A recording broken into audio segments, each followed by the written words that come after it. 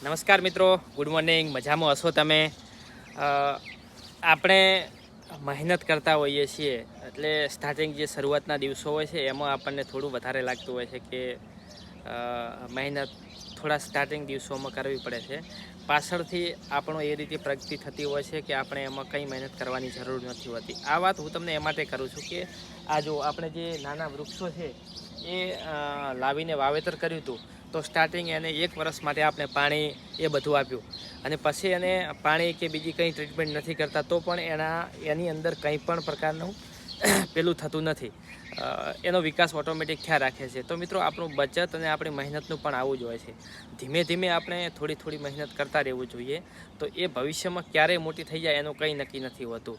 એની આપણે અત્યારે વિસ્તૃત વાત ઉદાહરણ સહિત સમજવું, કારણ કે વૃક્ષોનું જે હોય છે એની તમને હું વાત કરાવું.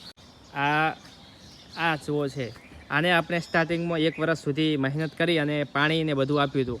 પછી બીજા વર્ષે થોડી મહેનત કરી તો અત્યારે એને કંઈ આપવાની જરૂર નથી, તો પણ એનો વિકાસ દિવસે દિવસે વધતો જાય છે. જુઓ, આ આપણે કર્યું છે જાબુડો છે, તો જાબુડાનું પણ એવું જ છે. બધા વૃક્ષો એક જ હંગાથે કર્યા હતા, તો અત્યારે એનું કમ્પ્લીટલી કામ ચાલુ છે અને કમ્પ્લીટલી વિકાસ દિવસે દિવસે કરી રાખે છે. આ છે બદામ, તો બદામમાં પણ કંઈક એવું જ છે અને બદામને તો આ વર્ષે બદામો પણ આવવા લાગી છે. આજે આ વૃક્ષ છે એને પણ એવું જ છે. સ્ટાર્ટિંગમાં થોડો પાણી અને ટ્રીટમેન્ટ આપીને કર્યું, પછી કંઈ આપવાની જરૂર નથી હોતી. આ જો જામફળ, તો જામફળ પણ આ વખતે જામફળ પણ આવવા લાગ્યા છે. તો જામફળની પણ આપણે એ રીતે જ ટ્રીટમેન્ટ કરી હતી અને દિવસે દિવસે મોટા થઈ જાય છે. ખાલી શરૂઆતના દિવસોમાં જ થોડું ધ્યાન રાખવાનું હોય છે, પછી કંઈ રાખવાનું થતું નથી. એવી જ રીતે આ ચીકુડી, જો ચીકુડી પણ આટલી મોટી થઈ ગઈ છે. આ વખતે થોડા ચીકુ આવ્યા હતા અને નેક્સ્ટ વર્ષથી લગભગ બધા ચીકુ બેસવા લાગશે. આ બાજુ જુઓ, આ પપૈયું, આ જુઓ જાબુડો છે. આ આમળાની ખેતી કરી છે, આમળું કર્યું છે અને આ વખતે આપણે બીજા નવા 10 વૃક્ષોનો ઉછેર કર્યો છે. જુઓ, આ જામફળ, 10 જામફળ કર્યા છે. આ રીતે બધું હોય છે, કારણ કે શરૂઆતના દિવસોમાં જ થોડી આપણે મહેનત કરવાની અને એની ટ્રીટમેન્ટ રાખવાની હોય છે.